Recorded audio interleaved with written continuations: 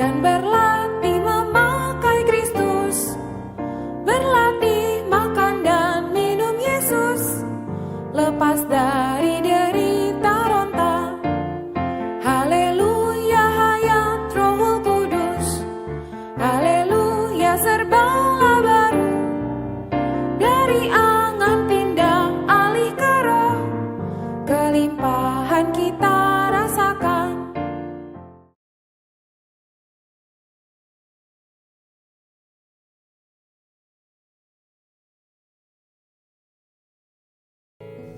Berita ke-9, keperluan orang luhur, kelahiran kembali, bagian kedua. 3.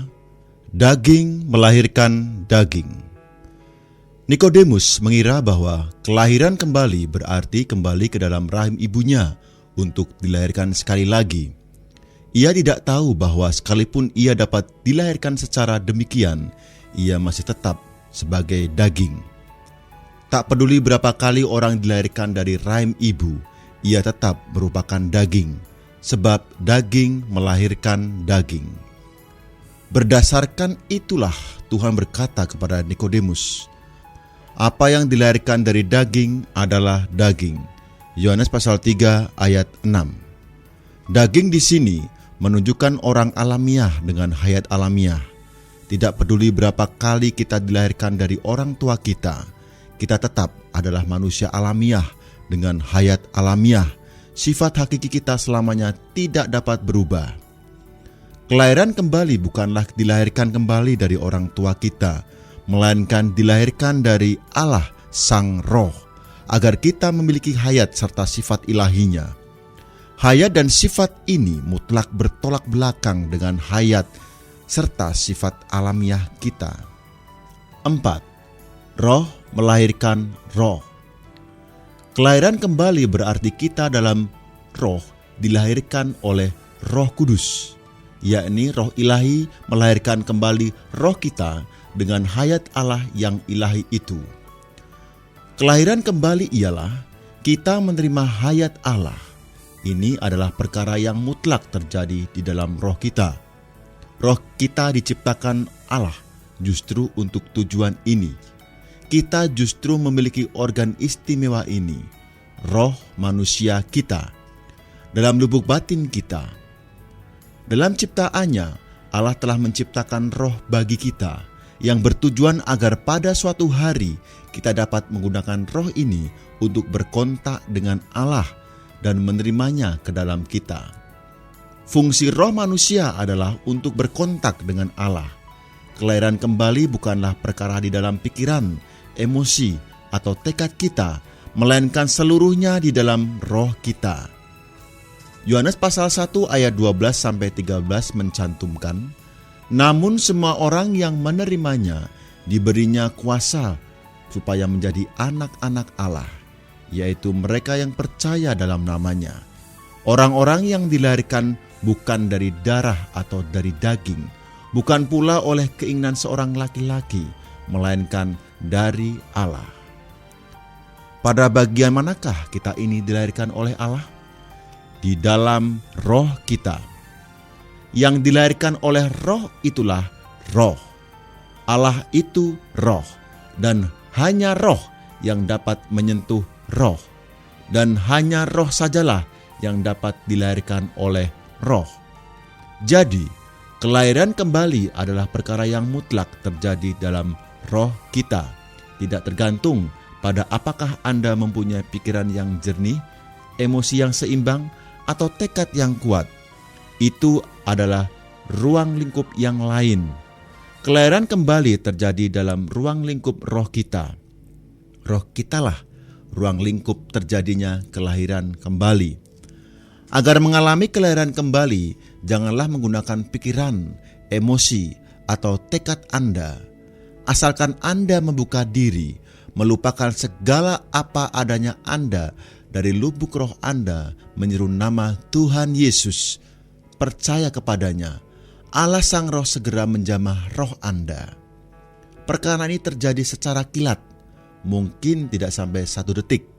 Begitu Anda membuka diri Anda menyeru nama Tuhan Yesus dari dalam roh Anda, seketika itu juga roh ini masuk ke dalam roh Anda. Anda pun dilahirkan kembali. Kelahiran kembali rohani sangatlah cepat.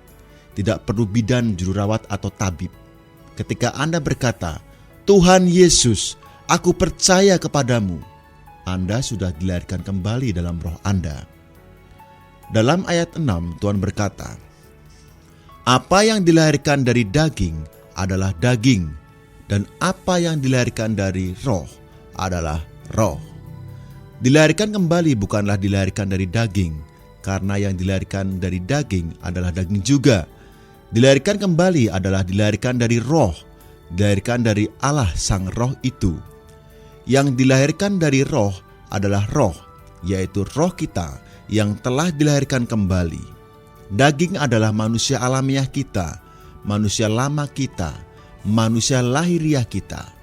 Dilahirkan dari daging orang tua kita. Namun roh, yakni roh kita yang telah dilahirkan kembali adalah manusia rohani kita, manusia baru kita, manusia batiniah kita. 2 Korintus pasal 4 ayat 16 dan Efesus pasal 3 ayat 16. Yang dilahirkan oleh Allah Sang Roh itu. Ketika kita dilahirkan oleh orang tua kita, itu adalah daging. Dan ketika kita dilahirkan kembali dari Allah Sang Roh, itu adalah roh. Sifat roh berbeda sekali dengan sifat daging. Sifat daging adalah insani sejak lahir, sedang sifat roh adalah ilahi sejak lahir. Sebelum kelahiran kembali, kita hidup berdasarkan daging, berperilaku di dalam daging, dan roh kita mati. Melalui kelahiran kembali, roh kita yang telah tidak berfungsi itu bukan hanya dihidupkan kembali, bahkan memperoleh penyaluran hayat ilahi dari roh itu. Kini, roh kita adalah roh yang telah dilahirkan kembali dan menjadi manusia baru kita. Dulu daging kita adalah sarana yang berdasarkannya kita hidup. Kini, roh kita adalah sarana yang berdasarkannya kita harus hidup. Istilah roh yang pertama dalam ayat 6 mengacu kepada roh ilahi, roh kudus Allah. Roh yang kedua adalah roh manusia, yaitu roh manusia yang telah dilahirkan kembali. Kelahiran kembali dirampungkan oleh roh kudus Allah di dalam roh manusia dengan hayat kekal Allah. Hayat kekal yang bukan ciptaan. Karena itu, dilahirkan kembali berarti manusia di luar hayat alamiahnya mendapatkan hayat kekal Allah sebagai sumber baru dan unsur baru dari manusia baru. Ketika roh kita dilahirkan oleh roh Allah dengan hayat Allah, pasti dalam roh kita terdapat hayat Allah dan roh Allah. Dan roh ini menjadi roh yang berbaur, seperti diungkapkan oleh Roma pasal 8 ayat 16. Roh itu bersama-sama dengan roh kita. Dalam roh perbauran inilah baru kita dengan Tuhan menjadi satu roh. 1 Korintus pasal 6 ayat 17. Karena roh ini merupakan suatu perbauran, maka sulit untuk membedakan roh yang disebut di beberapa tempat dalam perjanjian baru. Roma pasal 8 ayat 4-6 dan ayat 10. Galatia pasal 5 ayat 16 dan 25. Efesus pasal 4 ayat 23 dan pasal 6 ayat 18. Apakah itu ditujukan pada roh ilahi Allah atau roh manusia kita? Kini, kedua roh ini telah berbaur menjadi satu di batin kita. Perbauran ini berasal dari kelahiran kembali. Kelahiran kembali menghasilkan satu roh baru. Yehezkiel pasal 36 ayat 26, yang di dalamnya ada roh ilahi Allah yang tinggal serta berbaur dengannya. Sekarang, roh yang mengandung hayat ilahi Allah adalah manusia baru kita. Kita harus hidup dan berperilaku berdasarkan manusia baru ini. Tidak seharusnya kita hidup berdasarkan daging lagi. Galatia pasal 5 ayat 16, Roma pasal 8 ayat 4. Dalam roh ini baru kita merupakan orang yang dilahirkan kembali. Mengatakan kita dilahirkan dari firman Allah itu tidak salah. Namun patut kita pahami bahwa firman yang merupakan huruf hitam di atas putih itu tidak dapat melahirkan kembali kita, kecuali firman yang adalah roh itu. Yohanes pasal 6 ayat 63. Allah, firman, dan roh itu harus sebagai roh baru dapat melahirkan kita kembali. Dalam kelahiran kembali, Allah sendiri sebagai roh dan firman pun harus roh. Pada waktu kita menginjil, apapun yang kita kabarkan hendaklah di dalam roh. Sebab yang memberi hayat dalam roh manusia ialah roh itu. Untuk memahami kelahiran kembali secara tuntas tidaklah mudah. Sebab terampungnya kelahiran kembali itu bersandarkan Roh Kudus, dengan Roh Kudus dan di dalam Roh Kudus. Kita pun sangat sulit menerangkan apa itu Roh Kudus. Roh Kudus ada di sini. Bisakah Anda menerangkannya? Dia itu sekarang ada, terus-menerus ada, segera ada, selalu ada, dan selalu tersedia. Namun, bila Anda ingin dilahirkan dari roh, Anda harus memenuhi syarat-syarat tertentu. Yang pertama ialah bertobat, mengakui diri Anda orang berdosa. Kemudian, percaya kepada Yesus dan menyeru namanya. Tak cukup hanya menyeru dengan bibir, lidah, atau tenggorokan. Harus pula dari lubuk batin membuka diri Anda sambil mengucapkannya di dalam roh. Tuhan Yesus, aku percaya kepadamu. Ketika Anda berbuat demikian, roh ilahi itu segera masuk ke dalam Anda. Ia masuk ke dalam Anda, berarti Kristus masuk ke dalam Anda. Dan juga Allah Tritunggal masuk ke dalam Anda. Roh Kudus adalah Kristus. Pada hakikatnya, Roh Kudus itu pun Allah Tritunggal. Bapa di dalam Putra, dan Putra hari ini ialah Roh itu. 2 Korintus pasal 3 ayat 17. Roh itu masuk ke dalam Anda, maka Putra dan Bapa pun masuk ke dalam Anda. Jadi, sejak Anda dilahirkan kembali, Bapa, Putra, dan Roh sudah ada di dalam Anda. Allah Tritunggal inilah hayat ilahi. Hayat ilahi tidak terpisah dengan Allah Tritunggal. Saat Anda dilahirkan kembali, Anda segera memperoleh Allah Tritunggal di dalam roh Anda menjadi hayat ilahi Anda. Sekarang, Anda memiliki dua hayat. Dalam tubuh daging Anda terdapat hayat insani dan dalam roh Anda terdapat hayat ilahi. 5. Yang dilahirkan dari roh seperti angin. Yohanes pasal 3 ayat 8 mengatakan, angin bertiup kemana ia mau, dan engkau mendengar bunyinya, tetapi engkau tidak tahu dari mana ia datang atau kemana ia pergi. Demikianlah halnya dengan tiap-tiap orang yang lahir dari roh. Kata Yunani untuk pneuma bisa berarti angin atau roh. Kata ini harus diterjemahkan angin atau roh, harus melihat konteksnya, yakni kalimat sebelum ada dan sesudahnya. Ayat ini mengacu kepada sesuatu yang tertiup, juga bunyi yang dapat didengar. Ini menunjukkan bahwa kata ini harus diterjemahkan angin. Orang yang dilahirkan kembali sepertilah angin, yang bisa dikenal tetapi sulit dijelaskan. Meskipun sulit dijelaskan, namun ini merupakan fakta, realitas. Kelahiran kembali bukan suatu perkara materi, melainkan suatu perkara rohani. Sebagaimana pneuma atau angin. Anda tidak dapat menangkap angin, namun dapat merasakannya. Tuhan berkata kepada Nikodemus bahwa roh yang dilahirkan kembali sama seperti angin, bukan secara fisik atau dapat dijamah, melainkan tidak kelihatan dan bersifat rohani. 6. Kelahiran kembali, perkara yang terjadi di bumi. Kelahiran kembali adalah perkara yang terjadi di bumi. Tuhan berkata kepada Nikodemus, kamu tidak percaya waktu aku berkata-kata kepadamu tentang hal-hal duniawi. Bagaimana kamu akan percaya kalau aku berkata-kata kepadamu tentang hal-hal surgawi? Yohanes pasal 3 ayat 12. Hal-hal duniawi di sini bukan mengacu kepada hal-hal yang bersifat dunia, tetapi hal-hal yang terjadi di bumi, termasuk penebusan, kelahiran kembali, dan sebagainya. Hal-hal surgawi yang dikatakan dalam ayat ini tidak mengacu kepada hal-hal yang bersifat surga, tetapi hal-hal yang terjadi di dalam surga. Dalam ayat selanjutnya, Tuhan berkata bahwa Ia adalah Dia yang turun dari surga dan yang tetap ada di surga. Ini menyatakan bahwa Ia tahu hal-hal yang terjadi di surga, karena Ia senantiasa ada di surga.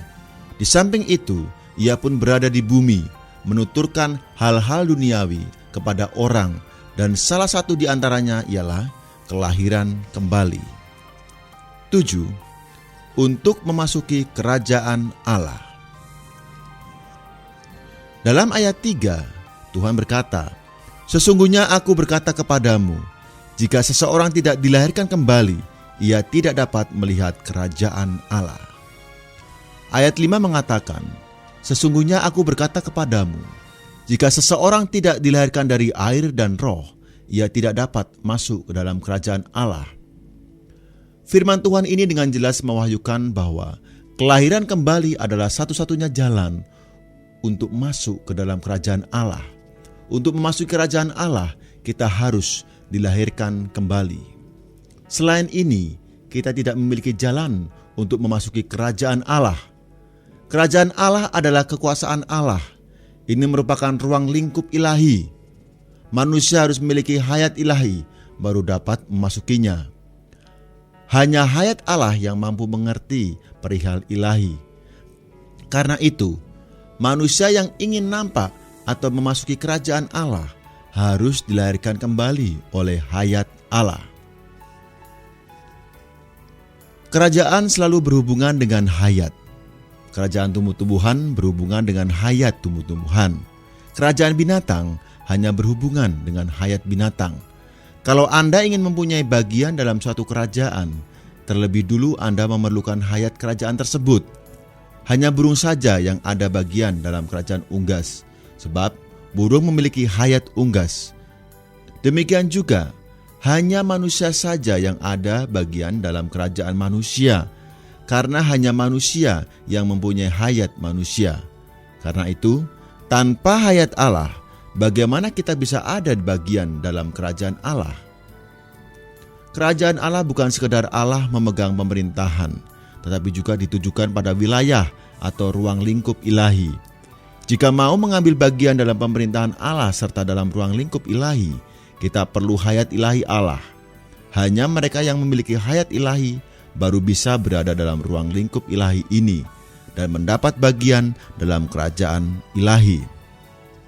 Sebab itu, kita perlu dilahirkan kembali agar kita memiliki hayat ilahi, dan dengan hayat inilah kita dapat memasuki ruang lingkup ilahi serta memiliki bagian dalam kerajaan ilahi. Sekalipun kita tidak jatuh atau tidak berdosa, kita tetap memerlukan kelahiran kembali.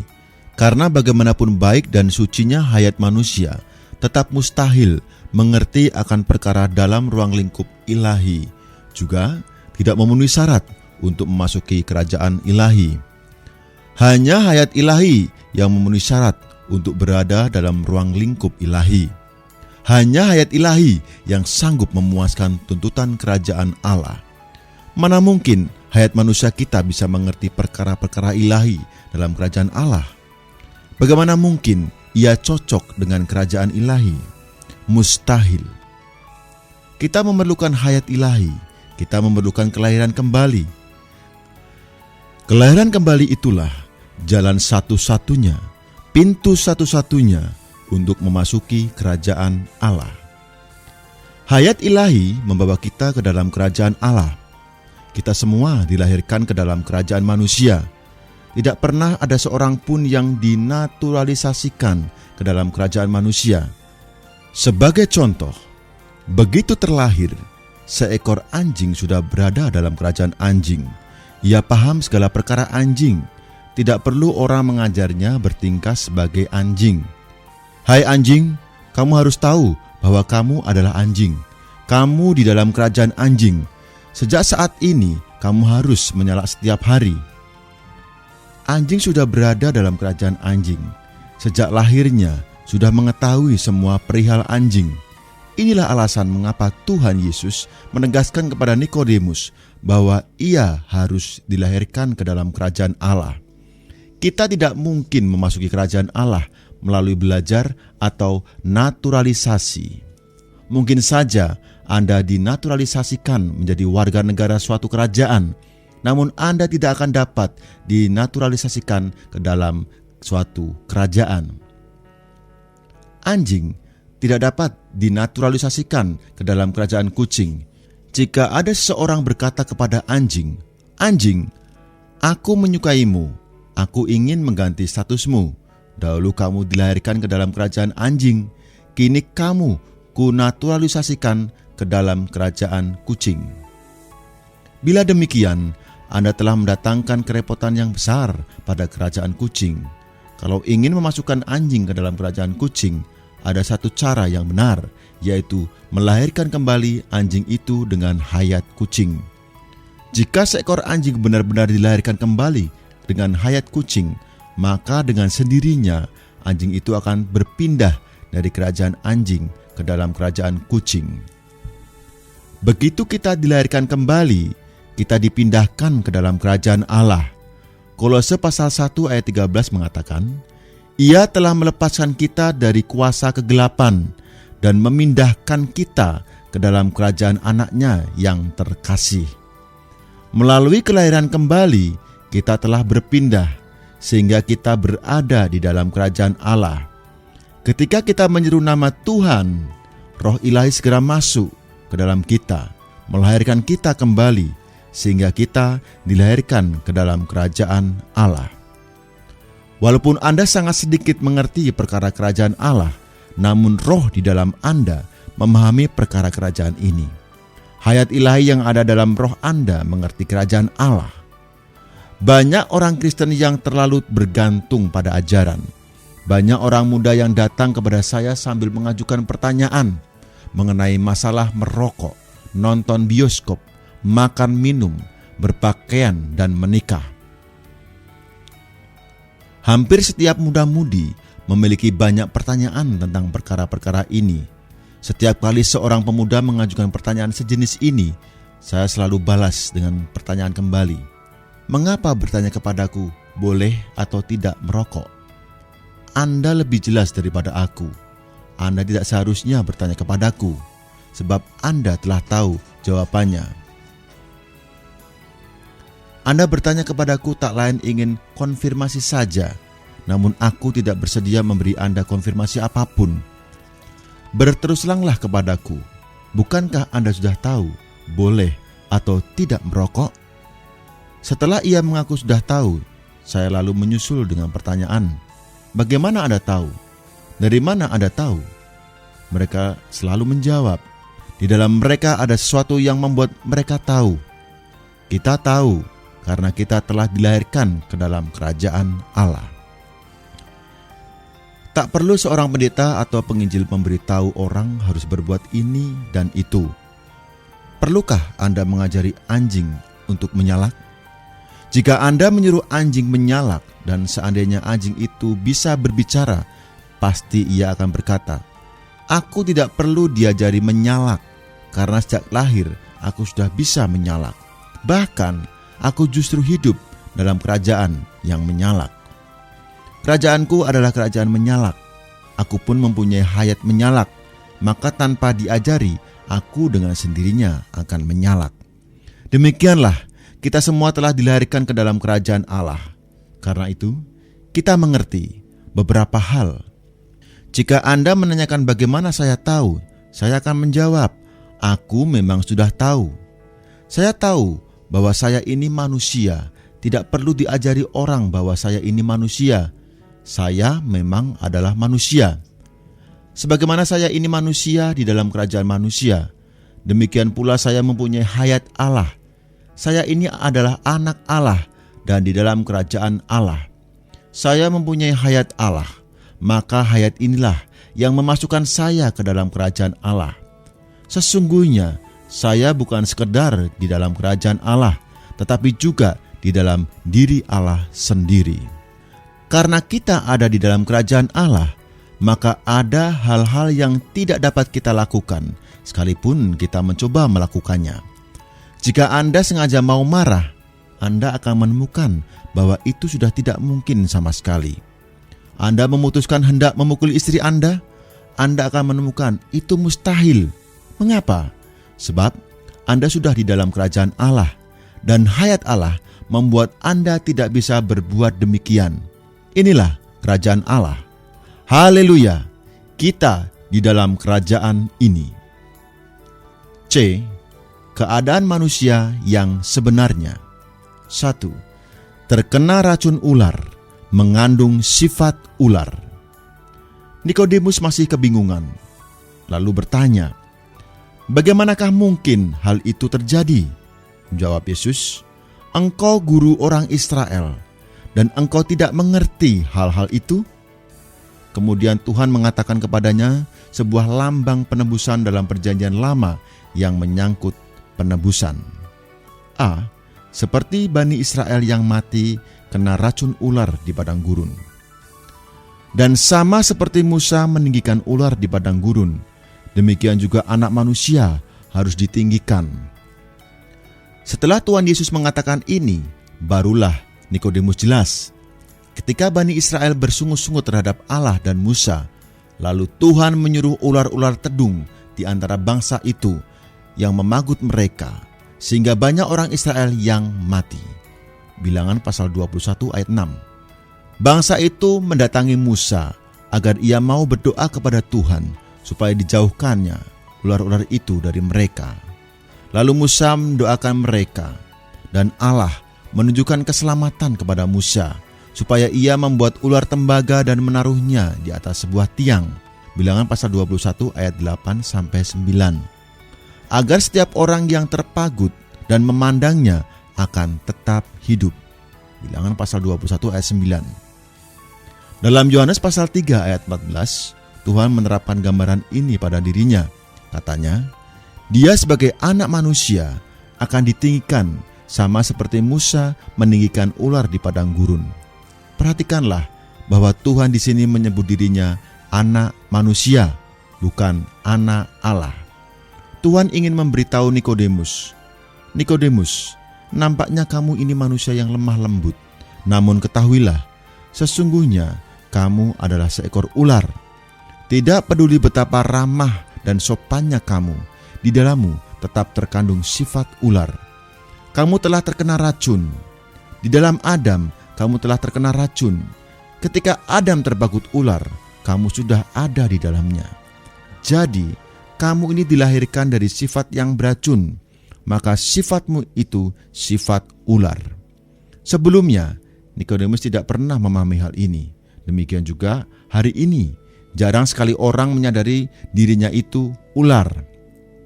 Apakah Anda senang dikatai demikian? Jika Anda menyebut seorang yang belum percaya itu bukan sekadar orang berdosa, tetapi juga seekor ular, pastilah ia akan marah sekali.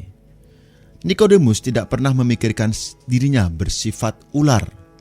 Namun, Tuhan Yesus, penginjil yang paling ulung ini, hanya dengan sepatah kata yang sederhana saja telah menyatakan setumpuk perkara yang memberitahu Nikodemus bahwa ia itu seekor ular.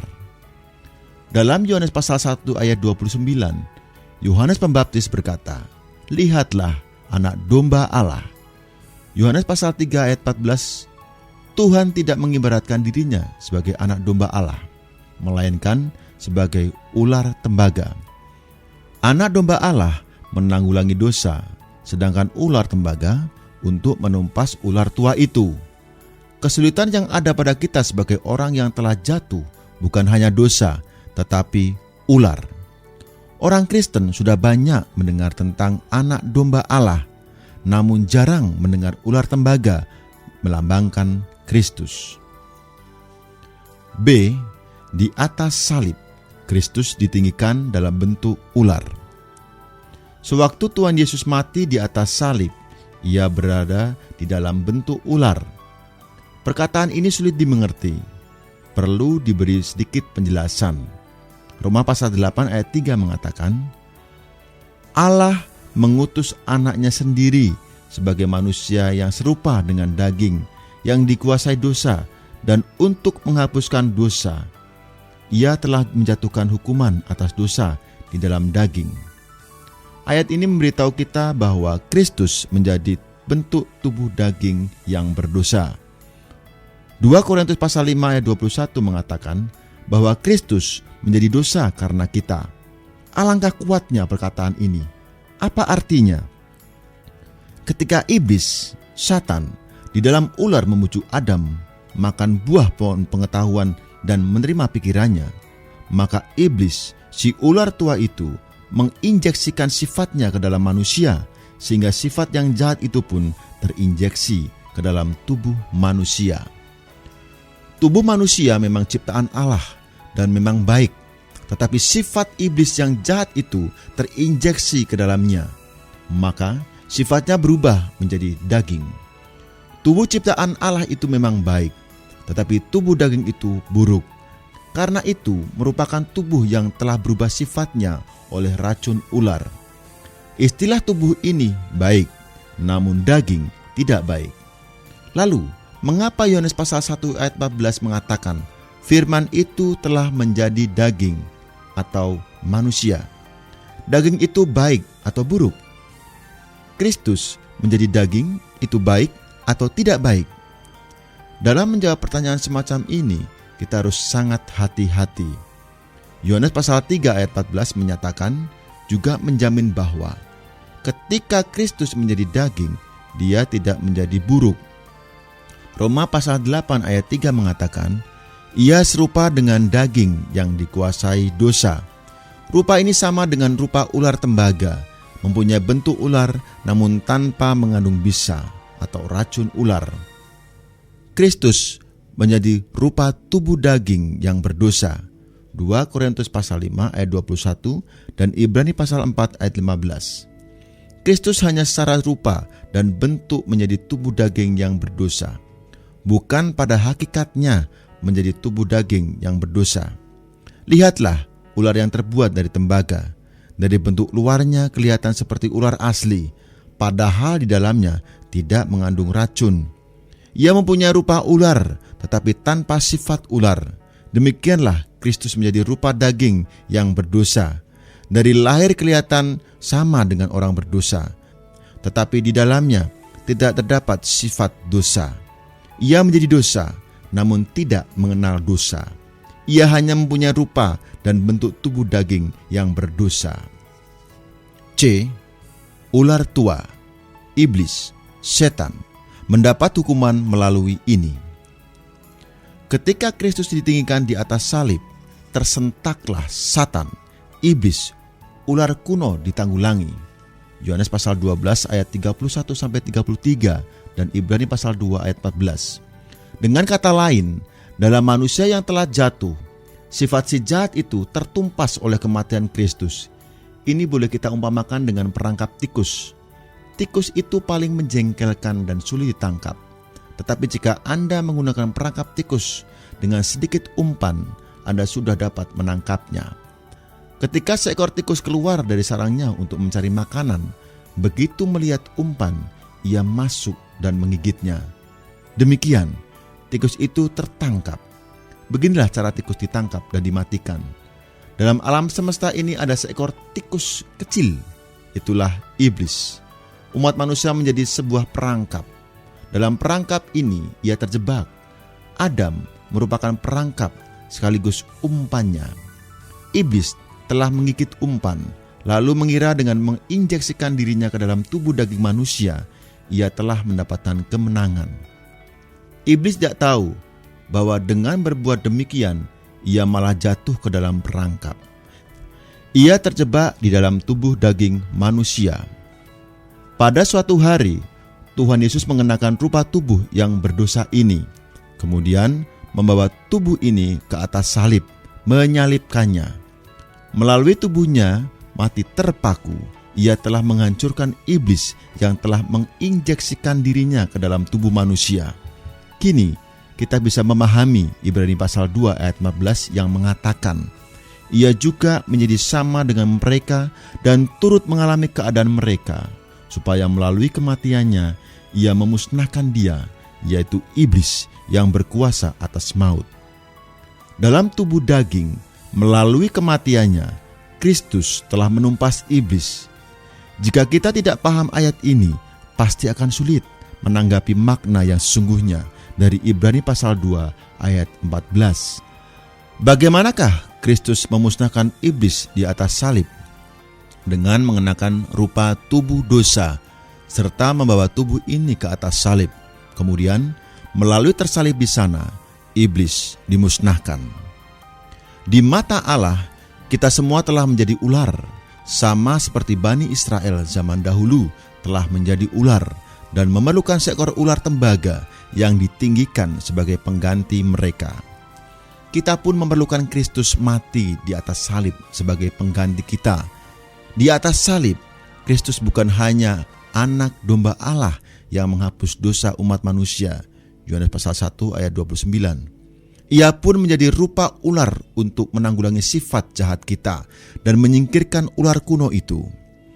Ketika Kristus ditinggikan di atas salib, sifat jahat yang ada dalam manusia yang telah jatuh pun ditanggulangi.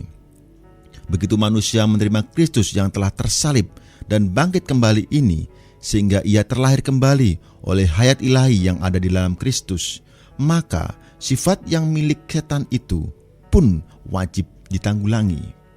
Itulah sebabnya dalam Yohanes pasal 3 ayat 14, ketika mewahyukan perkara kelahiran kembali kepada Nikodemus, Tuhan Yesus khusus menyinggung hal ini. Nikodemus mungkin mengira bahwa dirinya adalah orang yang bermoral dan baik. Tetapi perkataan Tuhan dalam Yohanes pasal 3 ayat 14 menyiratkan bahwa tak peduli bagaimana baiknya Nikodemus secara luar, di dalam dirinya tetap ada sifat ular iblis. Sebagaimana keturunan Adam, dia telah diracuni oleh ular tua itu dan sifat ular ada di dalam dia. Dia bukan hanya memerlukan Tuhan sebagai anak domba Allah untuk menghapus dosanya, juga memerlukan Tuhan menjadi bentuk ular untuk menanggulangi sifat ularnya di atas salib dan agar dia mendapatkan hayat yang kekal. Menurut prinsip yang ditetapkan dalam pasal 2, ini adalah mengubah maut menjadi hayat. Maut milik si ular tua ditelan oleh hayat ilahi. Tuhan Yesus memberitahu Nikodemus tentang masalah ini. Ia seolah-olah berkata, "Nikodemus, kamu ini seekor ular. Aku akan mati menggantikanmu dalam rupa ular, bukan hanya untuk menghapus dosamu, tetapi juga menanggulangi sifat ularmu dan menyingkirkan iblis." D.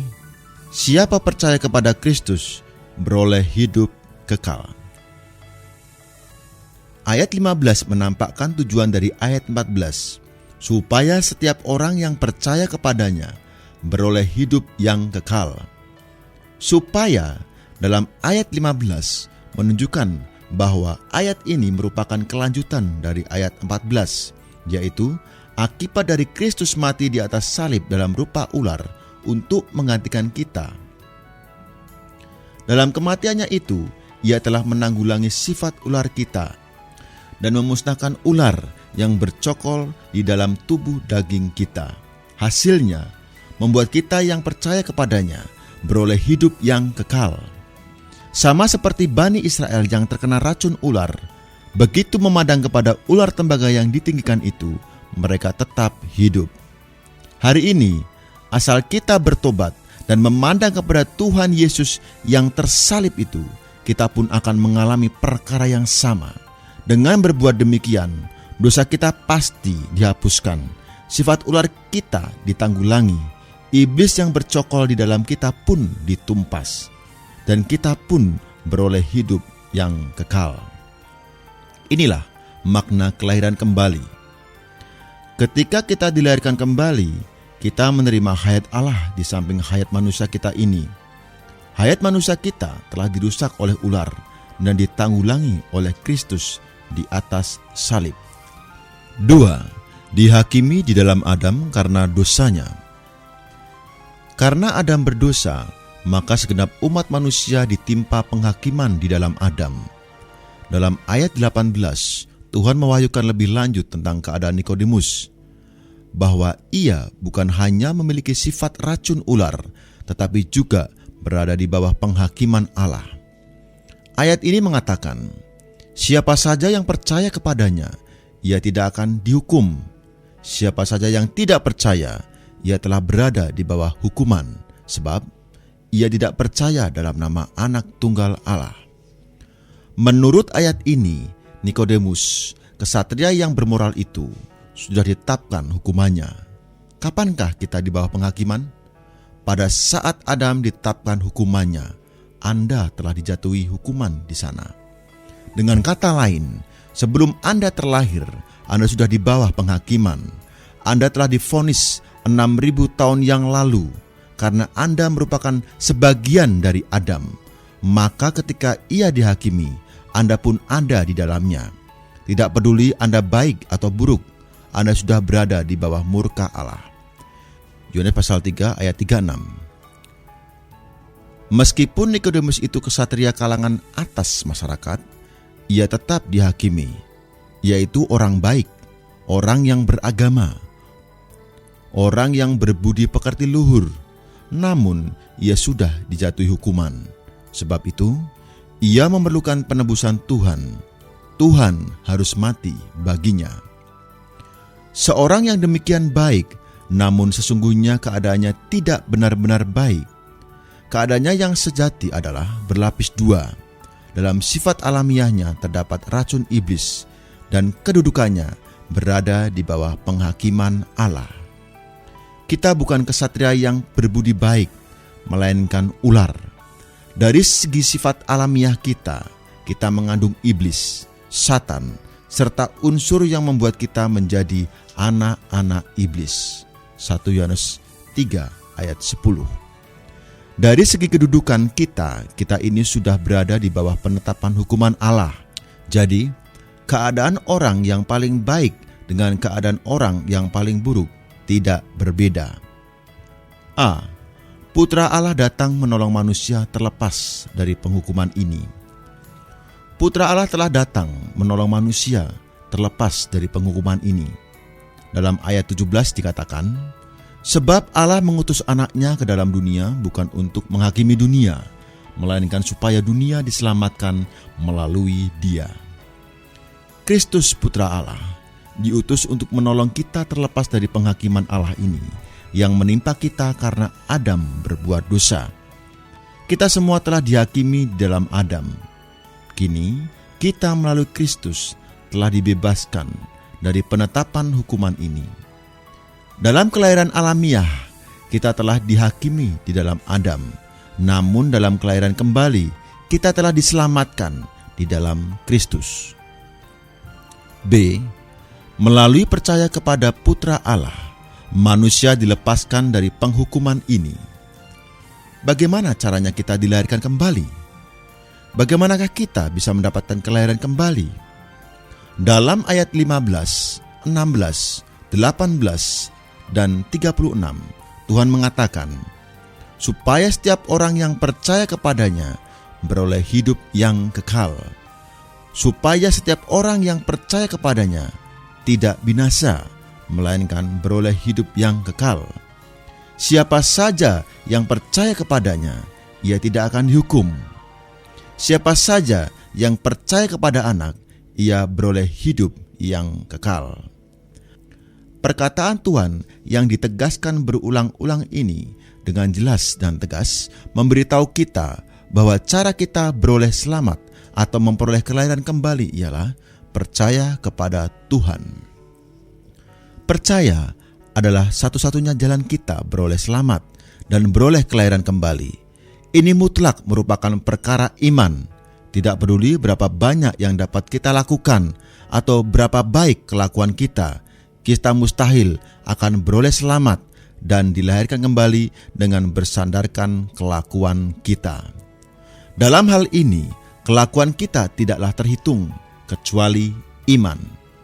Beroleh selamat dan dilahirkan kembali harus demi iman. Melalui iman di dalam Tuhan, melalui percaya kepada Tuhan, di pihak negatifnya kita menerima pengampunan dan dibebaskan dari penghukuman Allah. Demikian pula melalui iman, melalui percaya kepada Tuhan, di pihak positifnya kita akan beroleh kelahiran kembali, beroleh hidup yang kekal, yaitu hayat ilahi Allah. Tuhan telah menggenapkan karya penebusan bagi kita, dan melalui kematian penebusannya di atas salib, Ia telah memuaskan semua tuntutan Allah yang adil, kudus, dan mulia. Melalui kematiannya di atas salib dalam rupa ular itu, Tuhan telah meremukkan Satan, iblis yang menjajah kita dan yang memperbudak kita, agar kita dilepaskan dari perbudakan si jahat dan kuasa maut. Ibrani pasal 2 ayat 14. Segala perkara negatif telah ditanggulangi oleh kematiannya yang al-muhid di atas salib. Kita tidak perlu berbuat apapun, kecuali percaya semua perkara yang telah Tuhan rampungkan. Ia sudah menanggulangi dan membereskan semua masalah kita. Ia tidak menyisakan apapun untuk kita kerjakan. Karena itulah, kita tidak perlu berbuat apa-apa, asalkan kita percaya karya penebusan al-muhid yang telah digenapkan dan dicapai olehnya. Lewat kematian, melalui kebangkitan, dan di dalam kebangkitan, Tuhan telah membebaskan hayatnya, bahkan sudah menjadi roh pemberi hayat. 1 Korintus 15 ayat 45. Kini, dalam kebangkitan, Dia adalah roh pemberi hayat. 2 Korintus pasal 3 ayat 17. Dengan membawa semua khasiat karya penebusannya, menantikan kita percaya kepadanya. Kita bukan hanya menerima pengampunan dosa dan terlepas dari kuasa iblis yang jahat dan gelap.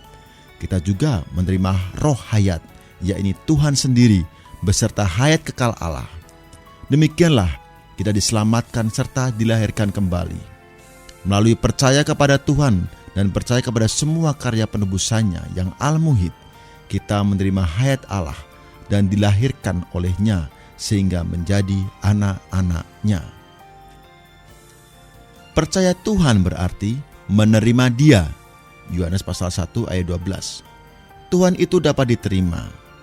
Kini Ia sebagai roh pemberi hayat, membawa penebusannya yang sempurna, menunggu dan mengharapkan kita menerima Dia. Roh kita adalah organ penerima. Melalui percaya kepadanya, kita boleh menerima roh Tuhan ke dalam roh kita. Begitu kita percaya kepadanya, maka Dia yang sebagai roh itu segera masuk ke dalam roh kita, sehingga kita dilahirkan kembali oleh Dia, Sang Roh pemberi hayat, dan menjadi satu roh dengannya. 1 Korintus pasal 6 ayat 17. Percaya yang terdapat dalam ayat 16 dan 18 serta 36 menurut bahasa aslinya dapat diterjemahkan percaya ke dalamnya. Melalui percaya kepadanya, kita masuk ke dalamnya, bersatu dengannya, mendapat bagian di dalam Dia, serta menikmati segala yang telah dirampungkan olehnya. Melalui percaya ke dalamnya, kita telah bersatu padu dengannya atas segala apa adanya Dia, segala apa yang Ia alami, yang Ia rampungkan, yang Ia capai, serta Ia peroleh. Ketika kita percaya ke dalamnya, sehingga bersatu padu dengan Dia, kita pun diselamatkan, dilahirkan kembali oleh Dia yang menjadi hayat.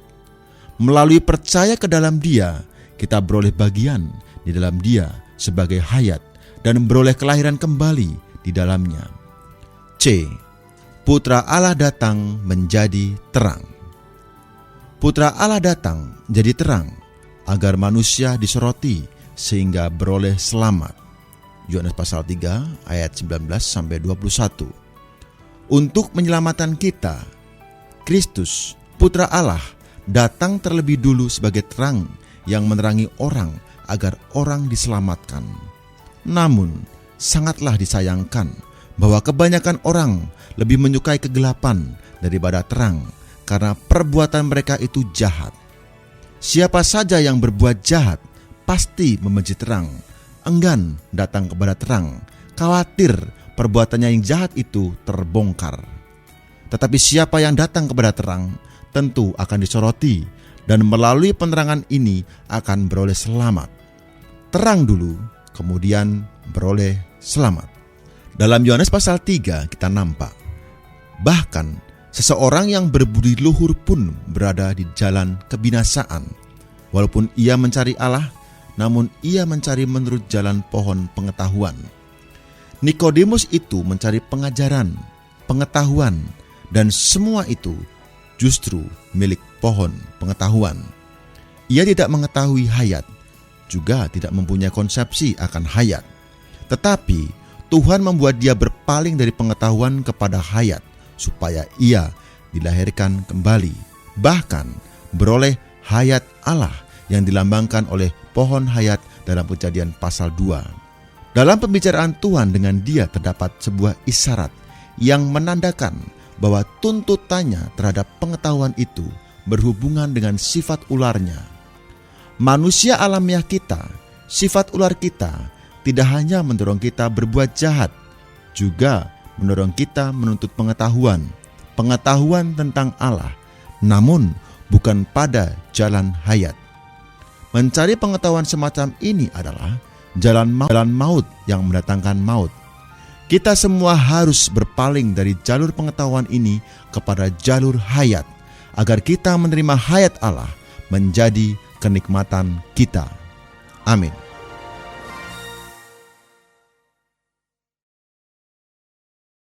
Ada seorang teman yang bercerita bahwa dia ini sakit dan masih ingat bahwa dia sudah bertahun-tahun tidak berhubungan baik dengan saudaranya.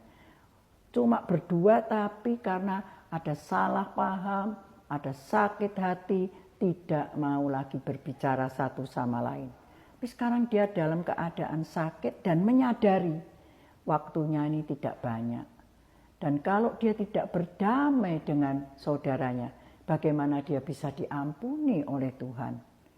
Tuhan Yesus mengajar kepada Bapak, Ibu, dan saya, kalau kita mau diampuni, kita juga harus mau mengampuni orang yang bersalah kepada kita.